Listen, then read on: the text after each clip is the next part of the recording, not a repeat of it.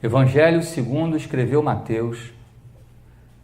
Mateus, capítulo de número 6, versículos 25 a 33. Assim está escrito: Por isso vos digo, não andeis ansiosos pela vossa vida, quanto ao que haveis de comer ou beber, nem pelo vosso corpo, quanto ao que haveis de vestir. Não é a vida mais do que o alimento e o corpo mais do que as vestes?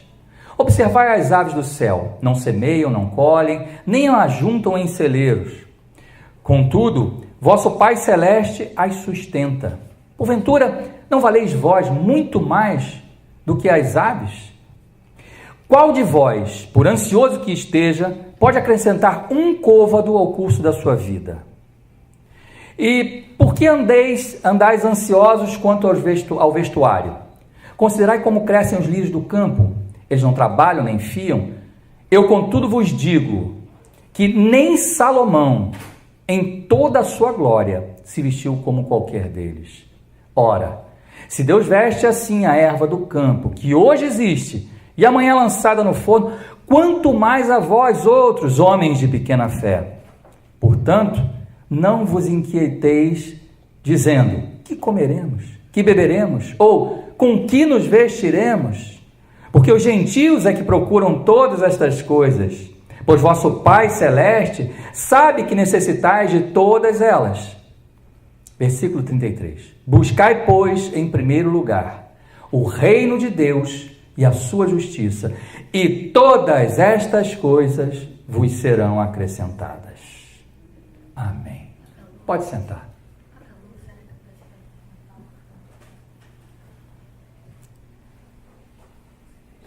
Eu quero fazer uma pergunta para você. Você tem andado ansioso ou ansiosa? Se você tem andado ansioso ou ansiosa, eu pergunto para você, por que é que você tem andado ansioso ou ansiosa? Veja, geralmente a ansiedade, ela toma conta do nosso coração por causa das preocupações dessa vida. Por causa das preocupações do dia a dia, por causa, às vezes, da falta de dinheiro, da falta de recursos financeiros para poder pagar as contas, às vezes por causa de uma doença, de uma enfermidade, outras vezes porque estamos com problemas com os filhos, ou com pai, mãe, irmãos, enfim. Mas a verdade é que a ansiedade, em regra, acontece, ela vem sobre o nosso coração, vem no nosso coração quando nós ficamos preocupados com as coisas dessa vida, com as coisas desse mundo. Não é assim?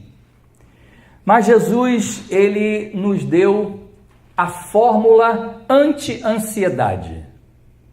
Fórmula anti-ansiedade.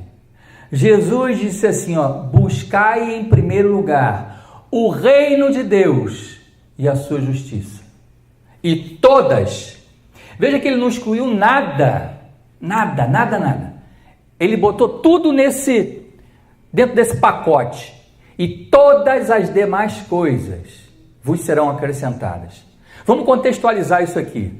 Jesus estava falando para os seus discípulos que estavam preocupados em como eles obteriam dinheiro para comprar comida, para comprar bebida, para comprar as roupas, para se manter, para manter o custo do dia a dia.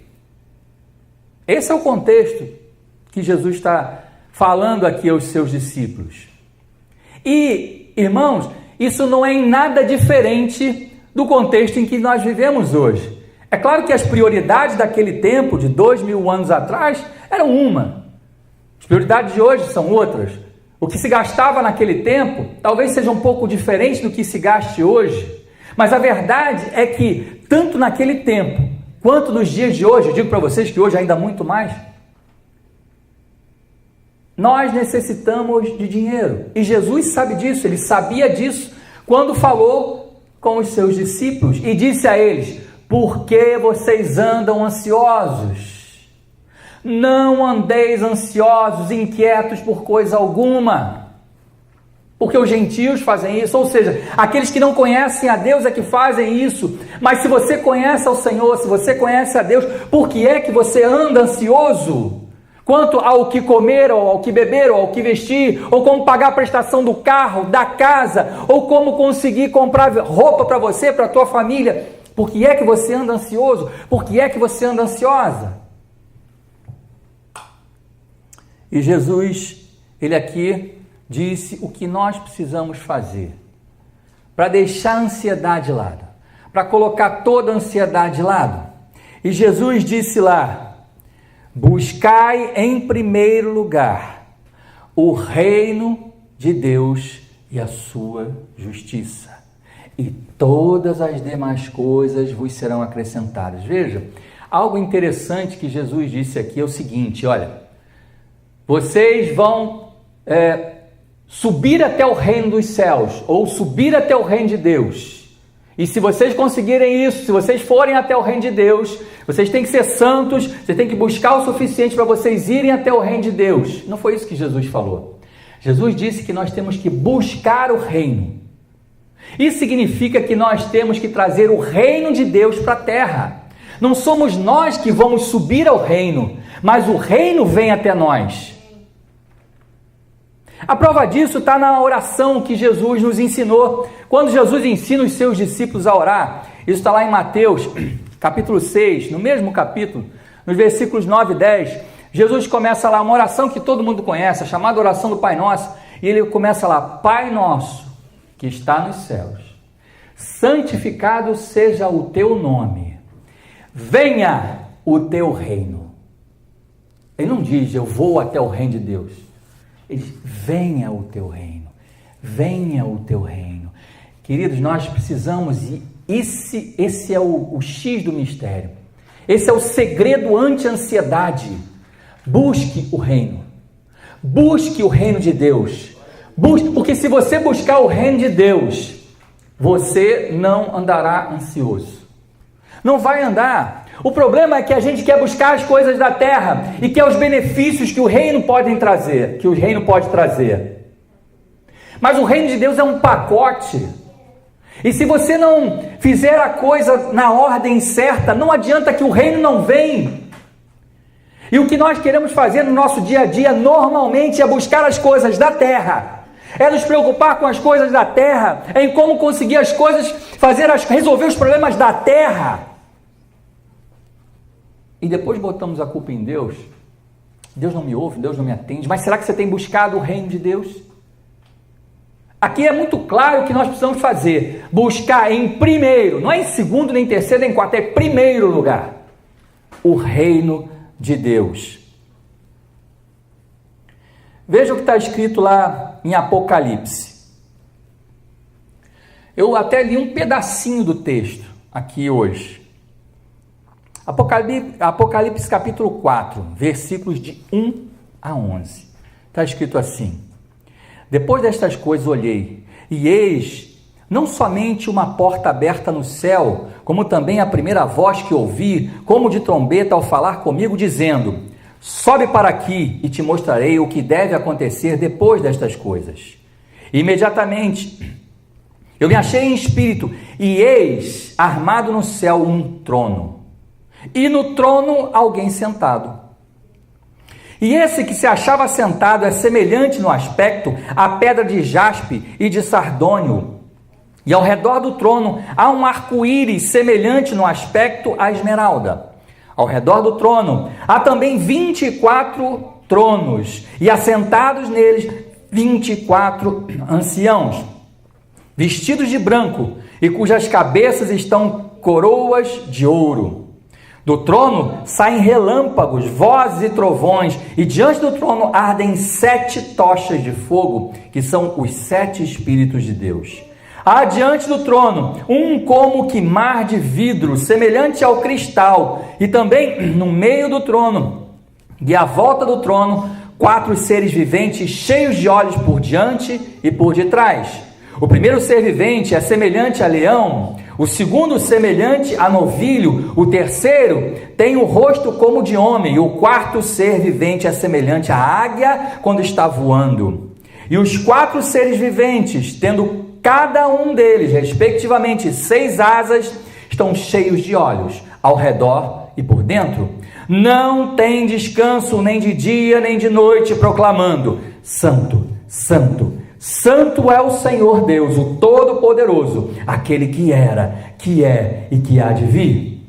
Quando esses seres viventes derem glória, honra e ações de graças ao que se encontra sentado no trono, ao que vive pelos séculos dos séculos, os 24 anciãos prostrar-se-ão diante daquele que se encontra sentado no trono, adorarão o que vive pelos séculos dos séculos e depositarão as suas coroas diante do trono, proclamando: Tu és digno, Senhor e Deus nosso, de receber a glória, a honra e o poder, porque todas as coisas tu criaste, sim, por causa da tua vontade vieram a existir e foram criadas. Como atrair o reino? Como atrair o reino de Deus? Porque você pode perguntar a si mesmo: como é que eu faço para poder, você está dizendo que eu tenho que trazer o reino para a terra, o reino de Deus para a terra, atrair o reino de Deus, como fazer isso? E eu digo para vocês, dou a receita dos 24 anciãos, dou a receita daqueles seres viventes que estavam diante do trono, 24 horas, declarando ao Deus Todo-Poderoso: Santo, Santo, Santo é o Senhor Deus Todo-Poderoso, aquele que era, que é e que há de vir. Qual é o segredo? É a adoração contínua, incessante. A adoração é o que atrai a presença de Deus. A adoração é o que atrai a glória de Deus. A adoração é o que atrai o reino de Deus. Quando nós adoramos, querido, de todo o coração, de toda a nossa alma, de todo o nosso entendimento, seja em que circunstância for, porque a gente não precisa e não deve esperar que as coisas estejam todas maravilhosas, um mar de brigadeiro, como diz o outro, para poder, um céu de brigadeiro para poder adorar. Não é assim. Não é assim. Nós atraímos a glória de Deus quando nós adoramos ao Senhor, como aqueles anjos fizeram, como aqueles anciãos fizeram e fazem ainda. Porque o texto de Apocalipse é claro em dizer que eles fazem isso, adoram ao Senhor, dia e noite, noite e dia.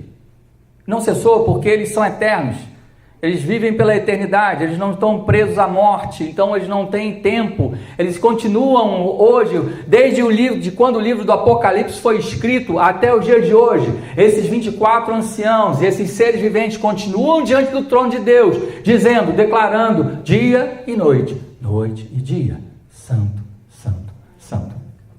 Isso nos ensina o que a gente precisa fazer para atrair a adoração, a glória de Deus, o reino de Deus para a nossa vida. A adorar. Adorar em qualquer circunstância, mesmo que a gente esteja cheio de problema, mesmo que a gente tenha tido uma notícia muito ruim. A Bíblia fala, querido, que nós devemos dar graça por todas as coisas, por tudo a gente deve dar graça. Que a gente deve adorar a Deus em qualquer circunstância, em qualquer situação. E às vezes não é fácil. Às vezes não é fácil. Mas eu digo para vocês que Deus recolhe a lágrima, mesmo que você adore em meio ao choro, à tristeza, mas adore, porque Deus, Ele habita no meio da adoração, dos louvores, a adoração atrai a presença, a adoração atrai a glória de Deus, a adoração atrai o reino de Deus. Mas aqui está escrito algo interessante que esses 24 anciãos fizeram, e isso faz parte da busca pelo reino. Esses 24 anciãos e mais os seres viventes, eles declaravam Santo, Santo, Santo, mas eles diziam também ao Senhor que estava sentado no trono, Tua, Deus, Tua é a glória, a honra, Tua é a glória e Teu é o poder. Tua é a honra, Tua é a glória e Teu é o poder. Isso fala muito em relação a atrair a presença, atrair a glória e atrair o reino de Deus para a terra. Sabe por quê, querido? Quando nós queremos usurpar o que pertence a Deus, o reino não vem. Quando nós queremos tirar o que pertence a Deus para nós, roubar para nós o que pertence a Deus, o reino não se estabelece. Os 24 anciãos, eles declaram a Deus: a honra a Deus é tua, a glória a Deus é tua, o poder, Deus, é teu, a honra a Deus é tua e não minha, a glória, Deus, é tua e não minha, o poder, Deus, é teu e não meu. Eu não sou ninguém, nós não somos ninguém, querido, e a gente fica querendo receber glória nas mínimas coisas que a gente faz.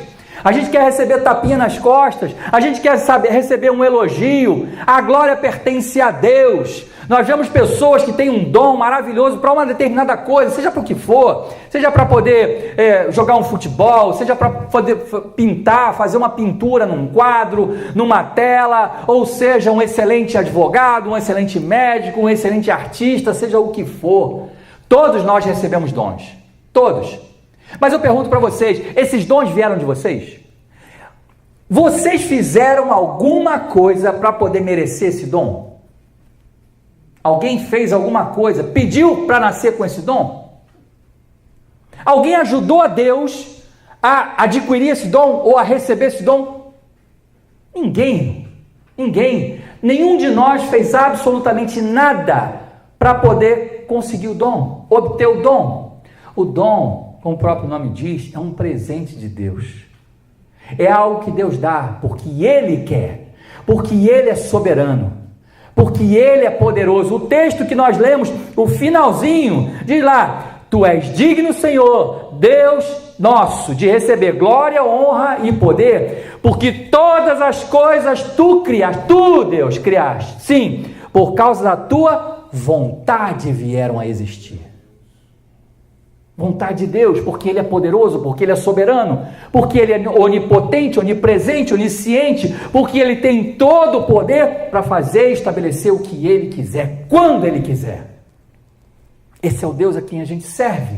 Você quer atrair a presença de Deus, quer atrair a glória de Deus, dê a Deus o que é dele. Não roube para você aquilo que pertence a Deus. Não seja um usurpador das coisas que pertencem a Deus.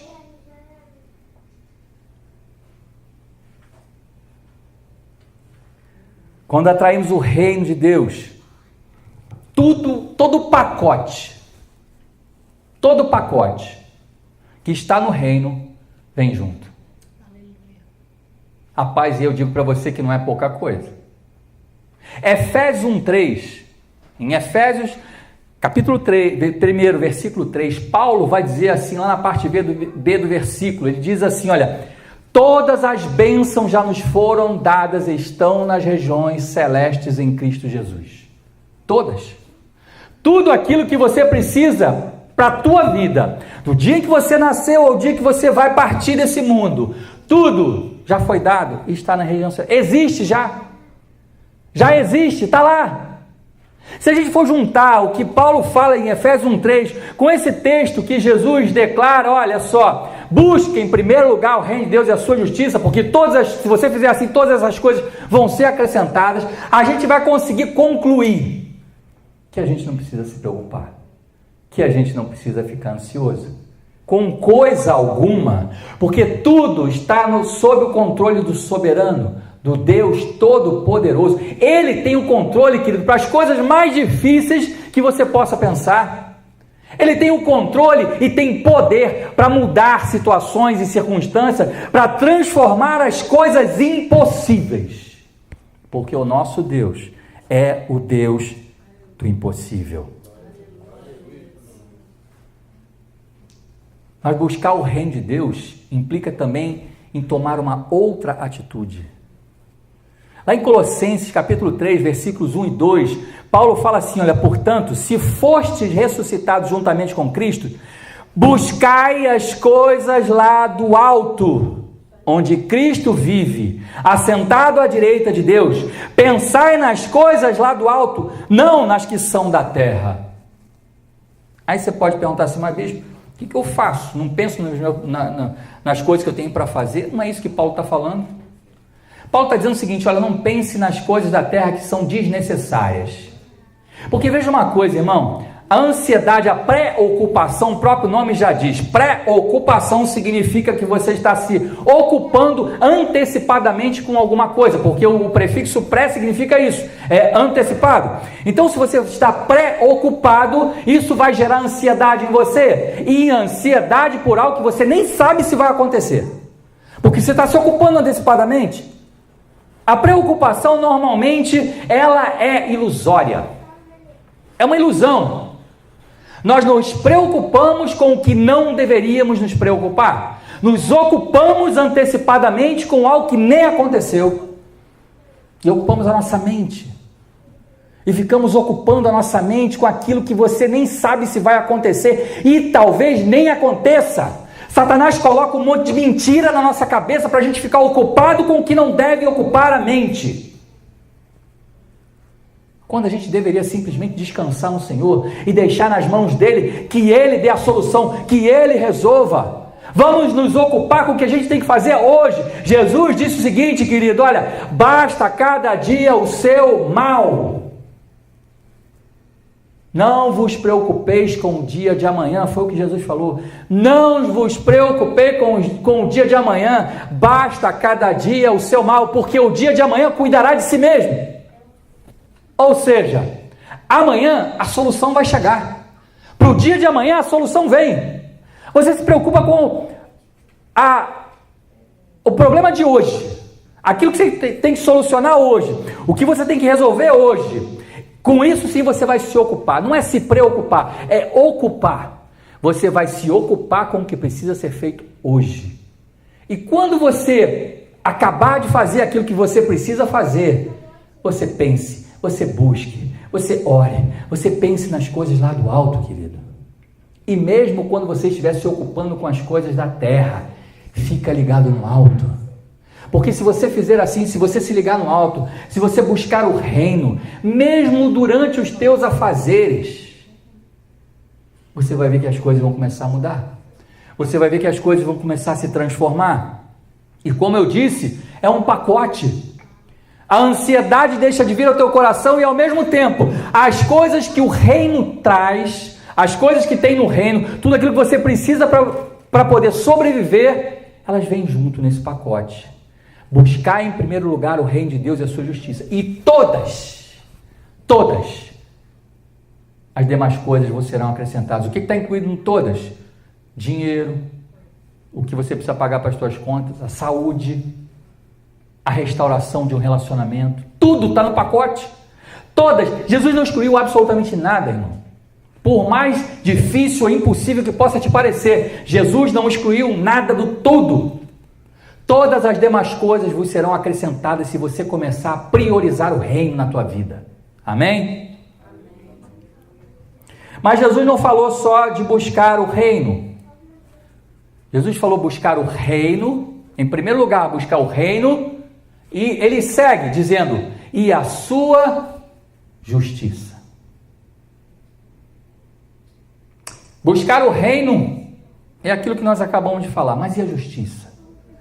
Buscar em primeiro lugar o reino de Deus e a sua justiça, ou seja, buscar em primeiro lugar o reino de Deus e buscar também a justiça do reino de Deus. Eu disse que é um pacote, não tem como você fugir disso. No pacote está a justiça do reino, e digo para você que a justiça do reino não é a justiça do mundo, porque se a justiça do reino fosse a justiça desse mundo, não haveria miséria, não haveria fome, não haveria homicídio, não haveria assassinato, não haveria tanta criança abandonada, não haveria tanta tristeza nesse mundo, não haveria morte, não haveria nada de ruim, irmão. Porque se a justiça do reino estivesse imperando nesse mundo, eu digo a vocês e garanto que o mundo não estaria de cabeça para baixo como está hoje. Existe uma justiça? Sim. Aqui nessa terra existe uma justiça? Sim. Mas é uma justiça que foi criada pelo homem. É uma justiça que foi estabelecida pelos seres humanos. E sabe o que a Bíblia fala dessa justiça? Lá em Isaías está escrito que a justiça do homem, a justiça do mundo, para Deus é como trapo de imundície. Olha que coisa ruim. Olha de que maneira Deus vê a justiça humana. Olha de que forma Deus vê a justiça desse mundo. é uma justiça hipócrita, é uma justiça que favorece a uns em detrimento de outros, é uma justiça que é injusta. Não há justiça nesse mundo, a verdade é essa, não há justiça. São tantas pessoas que são culpadas de uma determinada coisa e são absolvidas, às vezes porque deram dinheiro, às vezes porque foi mal julgado o processo, e outras que são inocentes estão sendo condenadas e de forma errada, indo para a prisão. Quantas pessoas, irmãos? Que justiça é essa? A justiça do mundo não é como a justiça de Deus. Por isso Jesus falou: buscar em primeiro lugar o reino de Deus e também a sua justiça. Busque a justiça do reino, estabeleça a justiça do reino na sua vida. Apesar de você estar nesse mundo, querido, não se prenda à justiça desse mundo, porque a justiça desse mundo é tomar lá da cá. Mas a justiça do reino é o seguinte: olha, se te bater numa face, dá outra. Essa é a justiça do reino. A justiça desse mundo aqui diz o seguinte: olha, se te lesarem, se te roubarem, você tem que ir aos tribunais e você tem que cobrar. Deixa de ser bobo, cobra. Mas sabe qual é a justiça do reino? A justiça do reino é o seguinte: olha, se o teu irmão te ofendeu, ou se o teu irmão te lesou, por que você não sofre o dano? Sofra o dano. Jesus disse o seguinte: olha, se te pedirem a capa, dá a roupa inteira. Essa é a justiça do reino, em nada parecida com a justiça humana, com a justiça desse mundo. A justiça do reino é completamente diferente, queridos. E a base, o alicerce da estrutura, da justiça do reino de Deus, é formada por duas coisas, dois pilares. Sustentam a justiça do reino. Sabe quais são? O primeiro pilar: verdade. O primeiro pilar da justiça do reino de Deus é a verdade. Mas a verdade de Deus não é a verdade desse mundo. Sabe por quê? Jesus disse o seguinte: Pai, a tua palavra é a verdade. A justiça do reino, ela é fundamentada na verdade. E a verdade é a palavra, irmãos.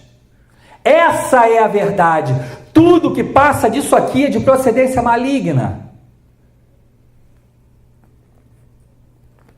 Muitas pessoas estão ansiosas porque vivem uma vida de mentiras. Vivem uma máscara. São artistas vivendo no palco da vida. Pessoas que em nada na sua vida é verdadeiro. Que vivem uma capa, uma aparência, colocam uma máscara no momento em que acordam até o momento em que vão dormir. Principalmente hoje com negócio de celular, de selfie, de rede social, que o camarada, se ele for ao banheiro, ele está levando o celular para mostrar que está no banheiro. Tudo fake, tudo farsa, tudo falso, são perfis falsificados. Pessoas que colocam uma coisa completamente mentirosa nas redes sociais, porque querem aparentar uma coisa que, na verdade, não são. Mas o que sustenta o reino é a verdade. É impossível, irmãos, nós atrairmos o reino. É impossível nós entrarmos no reino se não for através da verdade. E você sabe quem é a verdade? Porque a verdade, ela não é simplesmente saber que uma coisa é correta, é certa ou errada. Não, a verdade é uma pessoa. A verdade é uma pessoa. Jesus lá no Evangelho de João diz o seguinte: eu sou o caminho, a verdade e a vida. A verdade e a vida. Jesus é a verdade é uma pessoa. A verdade é Jesus. Jesus é a verdade, Jesus é a palavra da verdade. O Evangelho de João vai começar lá dizendo o seguinte: olha, no princípio era a palavra, e a palavra estava com Deus, e a palavra era Deus. Estava com Deus no princípio e todas as coisas foram feitas por Ele e sem Ele nada do que foi feito se fez. E lá no versículo 14 do capítulo 1 vai dizer assim: e o verbo, e a palavra se fez carne e habitou entre nós. A palavra virou homem. A palavra de Deus, o verbo de Deus se transformou em carne por amor a mim e a você. Verdade é o primeiro pilar de sustentação da justiça de Deus. O segundo pilar de sustentação da justiça de Deus é o amor. Amor. Mas veja o seguinte: o amor do reino de Deus também não é o mesmo, também não é igual, também nada se assemelha com o amor que é apregoado nesse mundo. Não é, irmãos? Porque o amor que se prega nesse mundo, o amor que se entende nesse mundo, é um amor que está ligado, está vinculado ao sentimento, à paixão. Porque a paixão nada mais é do que sentimento. Paixão é sentimento puro, é emoção pura. Mas o verdadeiro amor, ele não está ligado necessariamente ao sentimento. Você sabia disso? Porque todo mundo fala, eu tenho que sentir amor. Irmão, se você sentir, é uma maravilha. Bom demais se você sentir amor. Se você tiver o sentimento do amor, se você tiver a emoção da paixão, aquela coisa ardente, te faz querer fazer as coisas, é bom demais. Só que o amor, ele é muito mais, ele transcende a emoção. Você imagina se Deus fosse levado pelo amor como o homem é. Se Deus, ele tratasse as pessoas como nós tratamos uns aos outros. Porque uns dizem para outros, eu te amo. Mas esse amor dura pouco. Porque daqui a pouco, se o irmãozinho pisar no calo do outro, no pé do outro, já está... Só Deus sabe o que faz. O amor do ser humano é um amor condicional. A gente ama enquanto o outro também corresponde ao amor. Porque se o outro deixa de corresponder ao amor que a gente sente, ou pelo menos que a gente diz sentir, pronto, o amor acaba. Isso não é amor, isso é paixão. Deus não se leva pela emoção, irmão. Deus tem sentimento, Deus tem as suas emoções também, mas Deus não se deixa levar pelas emoções. O amor, portanto, ele não é meramente um sentimento, ele é muito mais, ele transcende o sentimento, ele transcende a emoção. O amor é uma decisão. Decisão. Você decide amar ou decide não amar. E isso não tem nada a ver com o sentimento da paixão. Isso não tem nada a ver se a pessoa está te correspondendo ou não. Você decide amar e ama até o fim. Porque você quer amar. Porque você decidiu amar. Isso é o amor bíblico. O amor bíblico, ele tem duas características que se contrapõem ao amor que o mundo prega. Primeiro, o amor bíblico, ele jamais acaba. Mas o amor do mundo é aquele que é cantado no soneto da fidelidade, Vinícius de Moraes, que seja eterno enquanto dure. Isso é amor, irmãos? Não, não é. Não é. Isso não é amor. Isso é sentimento, é paixão, mas não é amor. Porque o amor bíblico, ele não acaba. Ele é eterno. Ele é eterno. E a segunda característica do amor bíblico é que ele é incondicional. Ele não depende do que você faça, não. Você ama porque você decidiu amar. Você ama porque você quer amar. Você ama independentemente do que o outro venha fazer por você. Se ele te corresponde ou não corresponde, você simplesmente ama. Onde é que está isso na Bíblia, bicho? Eu vou ler para você. Abra aí comigo em primeira carta de Paulo aos Coríntios. 1 aos Coríntios, capítulo de número 13. 1 aos Coríntios 13.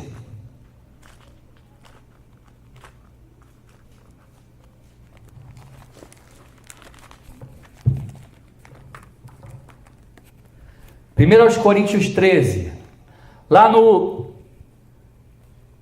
capítulo, no versículo 4, do 4 ao 8, vai dizer assim, olha: o amor é paciente, benigno, o amor não arde em ciúmes, não se ufana, não se ensoberbece, não se conduz inconvenientemente, não procura os seus interesses, não se exaspera, não se ressente do mal, não se alegra com a injustiça, mas regozija-se com a verdade.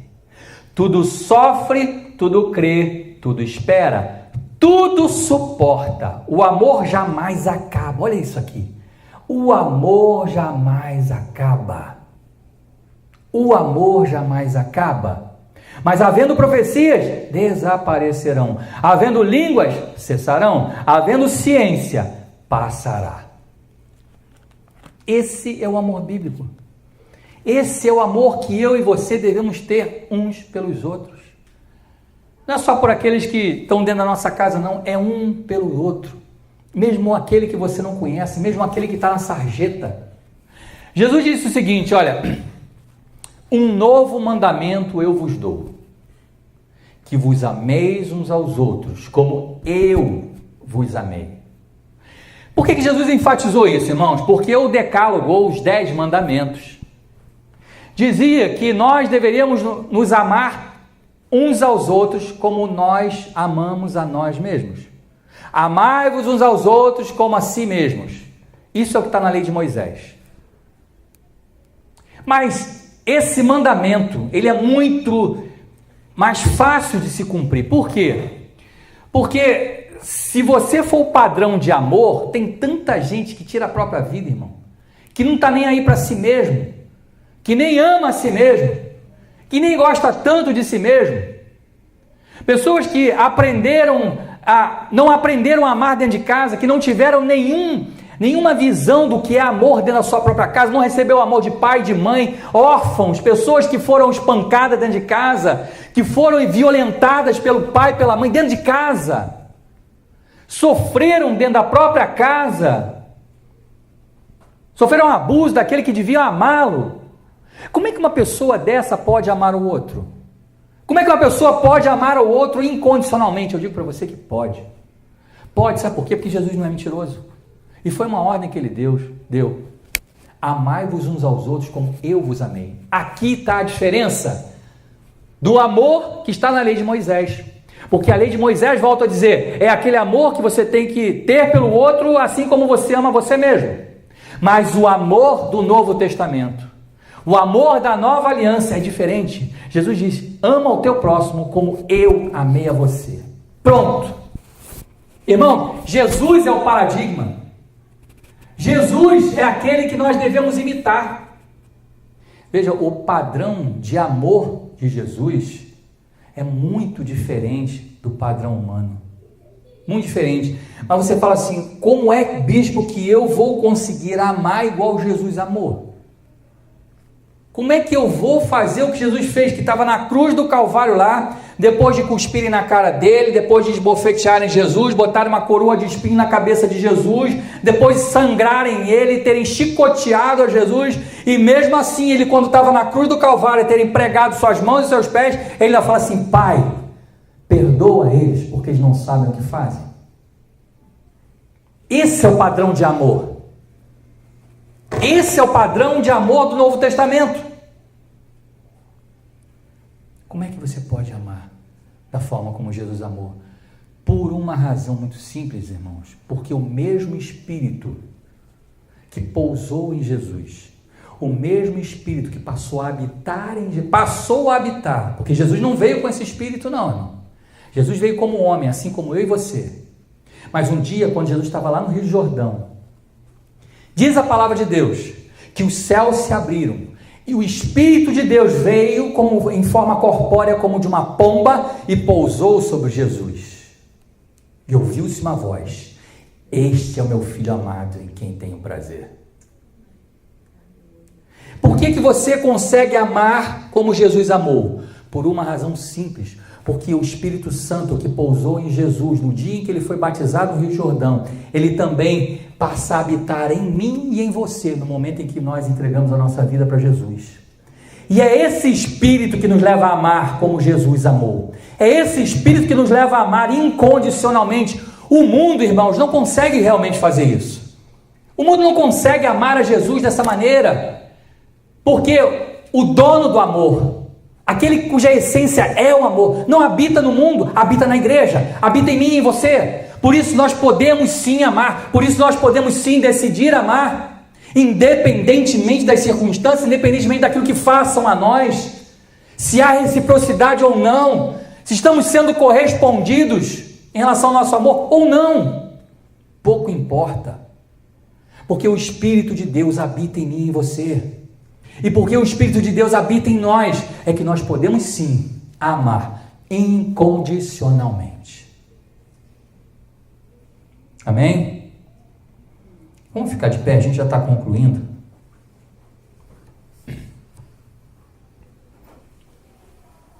Qual é o meu conselho para você nessa noite? Se você está ansioso, busque o reino de Deus em primeiro lugar. Segundo lugar, busque a justiça de Deus. Em terceiro lugar, passe a pensar nas coisas que são do alto. Ocupe a sua mente com as coisas celestiais, com as coisas de Deus. Comece a ler a Bíblia, comece a orar mais, comece a pensar, a meditar nos momentos em que você estiver sem fazer nada. Comece a meditar. Não fica pensando nos problemas não, irmãos, porque você fica pensando nos problemas e eles continuam lá. Ocupa a tua mente com os problemas no momento em que você tiver ocupar, que você precisar ocupar para resolvê-los.